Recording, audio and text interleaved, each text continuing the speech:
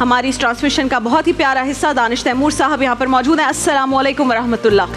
وعلیکم السلام رابعہ, آپ کیسی ہیں؟ بالکل ٹھیک, جمعہ مبارک. آپ کو بھی مبارک. السلام علیکم, اور تمام ناظرین کو بھی جمعہ مبارک. یہ ماشاءاللہ ہم یہ ٹویننگ کیسے ہو رہی ہے بہن بھائی, دل سے دل کو راہ. بالکل, اب یہ اتنی دفعہ ہو گیا ہے کہ میں بھی جب آتا ہوں تو مجھے بول دیتے ہیں ارے دانش بھائی آج آپ نے پھر رابعہ باجی جیسے کپڑے پہنے. مجھے لگ رہا ہے کہ آپ کی کوئی جاسوسی کرتا ہے کہ دانش یہ پہن رہے ہیں اور پھر سیم میرے لیے بھی ہو جاتا ہے. آپ اتنی اچھی باتیں کر رہے تھے فتح مکہ کے بارے میں, تو میں پیچھے سوچ رہا تھا کہ آج کل جو فلسطین کے حال دوبارہ سے ویسے ہی ہو گئے اور اسرائیل نے دوبارہ سے بمباری شروع کر دی ہے, اس کا کوئی حل نکل کیوں نہیں پا رہا, اور جب نکل گیا تھا تو پھر وہ کانٹریکٹ بریچ کر کے دوبارہ سے یہ کیوں بمباری ہوئی ہے؟ دانش, یہ تو ورلڈ وائڈ پالیٹکس جس طرح سے چینج ہو رہی ہے, اور جب لیکن اس کے بارے میں کوئی کچھ بولتا کیوں نہیں؟ میں اس بارے میں بول تو سب رہے ہیں, ہو کچھ نہیں رہا ہے, کیونکہ ظالم طاقتور ہے, ظالم کے پاس پیسہ ہے, اور جو مظلوم ہیں ان کے پاس صرف ایک چیز ہے اور وہ ہے اللہ پر ایمان.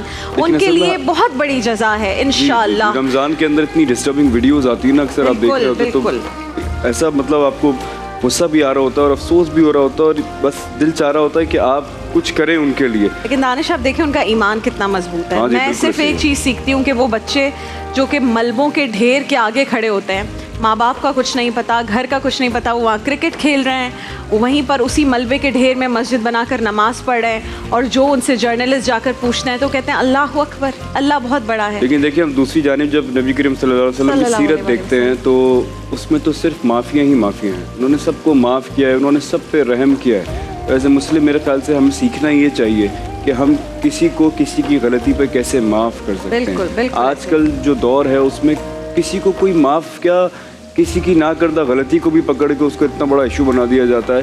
آج کل معاف مجھے لگتا ہے اگر کوئی کر جاتا ہے نا تو وہ بہت ہی بڑے ثواب کا کام ہے. آپ سوچیں کسی کی حق تلفی ہو رہی ہو, کسی کا آپ نے حق مار لیا ہو, اور سامنے سے بندہ آپ کو بولے یار جاؤ میں نے تمہیں معاف کیا, تو اس کا اجر اس کو آخرت میں کتنا زیادہ اللہ تعالیٰ واللہ یحب المحسنین. یاد رکھنا ہے آپ نے کہ ہم جو کریں اچھا کریں, اور اچھا اس لیے کریں کہ اس میں اللہ کی رضا شامل ہے. اس لیے نہیں کہ مجھے فلاں شخص پسند ہے, اس کو میں پسند ہوں تو میں اچھا کروں. نہیں, اگر فلاں شخص کو آپ نہیں پسند یا آپ کو وہ شخص نہیں پسند, آپ صرف اس کے ساتھ اچھا کریں گے اور اچھے کی امید رکھیں گے, کیونکہ آپ اللہ کو راضی کرنا چاہتے ہیں. ایک بات اور میں نے نوٹس کی ہے کہ یہ جو اللہ کا دین ہے نا, اس کو جو پھیلانے والا کام ہے یہ آسان نہیں ہے, اس میں بہت رکاوٹیں ہیں.